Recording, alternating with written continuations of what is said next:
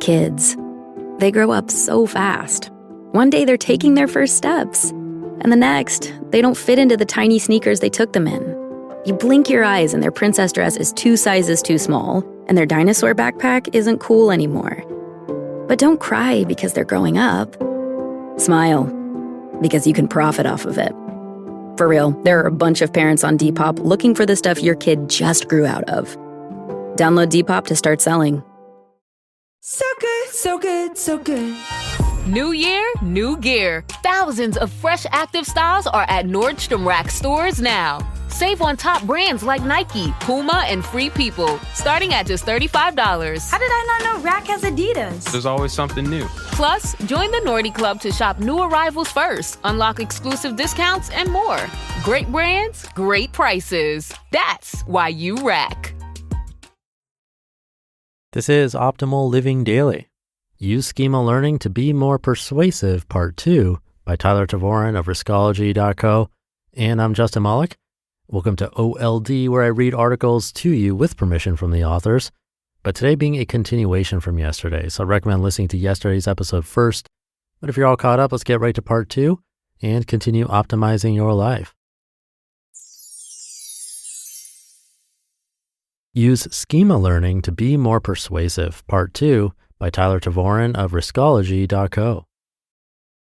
How to best harness the power of schemas, number 2, activate prior knowledge. Schema learning works best when you're not the one doing the work. For success, make the learner build a connection. To do that, ask lots of questions that activate their existing knowledge so they can build the mental bridge from one to the other. This tactic is not just for teaching, though, it's deadly effective for persuasion. For years, there's been debate raging about global warming and its effect on the planet. According to basically all established science, it's real and it's bad. Yet there's a vocal minority who refuse to accept it and instead try to persuade others to accept their argument. A good example of this is when U.S. Representative Steve Stockman uses the schema of ice melting in water to explain why there's no reason to worry about the sea level rising. The problem, of course, is the schema is wrong. It doesn't reflect reality. But people who follow Representative Stockman and aren't interested in physics probably won't catch that. Now, how do you show someone who uses that argument that their science is wrong? Just explaining it probably won't do the trick. But comedian Jon Stewart from The Daily Show found an effective way. Stewart uses the same schema as Representative Stockman, but he updates it with a critical addition to show how global warming actually works. Everyone has drunk a glass of ice water before, so their existing knowledge is immediately activated, and the demonstration forces you to accept it as the truth. Number 3, ask for more examples. When you were a kid, your teachers probably asked you to create your own explanations for how things work. I remember a lesson from high school calculus about calculating the swing of a pendulum. Math has never been my strength, but I always grasped it when I could clearly connect it to a real-world scenario I understood. In this case, our teacher was using the swing of the pendulum on a grandfather clock to illustrate.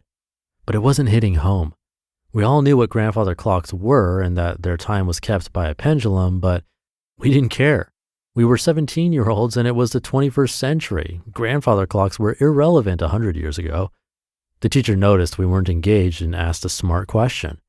Where else does this apply? Someone said construction cranes. Another said playground swings.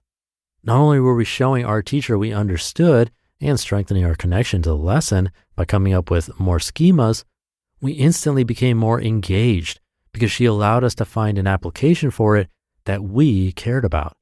Not that swings are that special to me, but they were more interesting than a grandfather clock at the time. If you've ever struggled to communicate something that feels like it should be important, but no one seems to care, there's a lesson here. You're not connecting it to something that matters to your audience. And number 4, check for mastery. When I started my first real job in college, I'd taken a class on how to create a construction schedule, what contractors to schedule at what times, and when to do which types of work. I thought I understood it. Then I created a schedule for a real project. Sitting down with the superintendent, we mapped out the plan to remodel part of a hospital. Everything was going great. Then 2 weeks in, something went wrong and the project came to a grinding halt. I was unprepared and had no idea what to do. I didn't plan for the plan not working.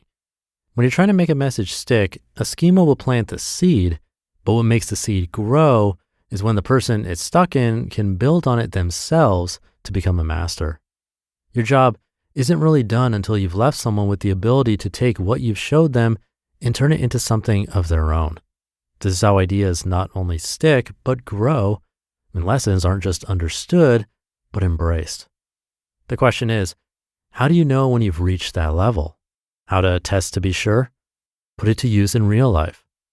Everything is difficult until you find a practical application for it.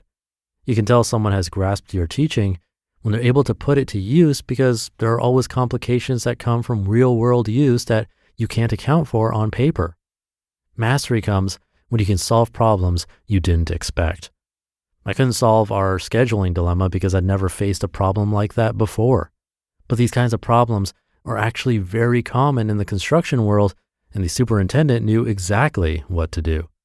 You can teach almost anyone the basics of anything, but you'll take your mission further when you give people real problems to solve. That's when you see if everything they've learned can actually be applied. That's when you know the knowledge you've transferred is no longer at risk of being lost. Do this in the next 10 minutes. If you want to teach something, convey an important message, or persuade someone to believe what you believe, schema learning is one of the fastest and most effective ways to do it. Here's a recap of what you should focus on as you incorporate schemas into your own work. Number 1, make it personal. Don't assume anyone knows anything. Cater your schemas to knowledge that the person you're teaching already has a good grasp on. Number 2, activate prior knowledge. Your message will sink in when it can be deeply connected to what's already understood. Number 3, ask for more examples. Your message will stick when there are multiple paths to remembering it. And number 4, check for mastery. Your message will grow stronger when the people using it can adjust it to work in many real-world conditions. Ask yourself these questions to clarify your message and make it stronger when you share it. What is the overarching message I want to lead people to? What are some common knowledge examples or schemas I can compare it to? What are the specific connections I can use to show the comparison? And how can I check for mastery? Practice these principles, and your message will spread far. You just listened to part 2 of the post titled, Use Schema Learning to Be More Persuasive by Tyler Tervooren of Riskology.co. And I'll be right back with my commentary. This episode is brought to you by State Farm. Listening to this podcast? Smart move. Being financially savvy? Smart move. Another smart move? Having State Farm help you create a competitive price when you choose to bundle home and auto. Bundling, just another way to save with the Personal Price Plan. Like a good neighbor, State Farm is there. Prices are based on rating plans that vary by state. Coverage options are selected by the customer. Availability, amount of discounts and savings, and eligibility vary by state. Doug. Here we have the Limu Emu in its natural habitat, helping people customize their car insurance and save hundreds with Liberty Mutual. Fascinating. It's accompanied by his natural ally, Doug. Limu, is that guy with the binoculars watching us? Cut the camera. They see us. Only pay for what you need at libertymutual.com. Liberty, liberty, liberty, liberty. Savings vary. Underwritten by Liberty Mutual Insurance Company and affiliates. Excludes Massachusetts. Thank you to Tyler. I do think these tips work, making it personal, activating prior knowledge, asking for more examples, and checking for mastery. And for me, the mastery part is massive. I started teaching myself to code apps, mobile apps. And I shouldn't say teaching myself. I did buy a couple of online courses showing some basic stuff. And it was nice to go through the examples. They showed me how to get around the software, where to type the code in, where to put images and stuff like that. But that was all using their code and their examples as a starting point. Once I started trying to make my own apps from scratch, that's when the learning curve really took off, because that's when I would hit roadblocks and have to figure out my way around it, solve the problem, and learn more in the process. After that happened over and over again, it started to become second nature. And that's how we all learn, right?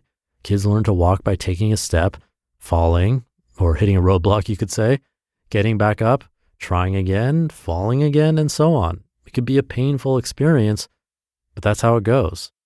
But there are little tricks here and there that can help, as we heard in this post.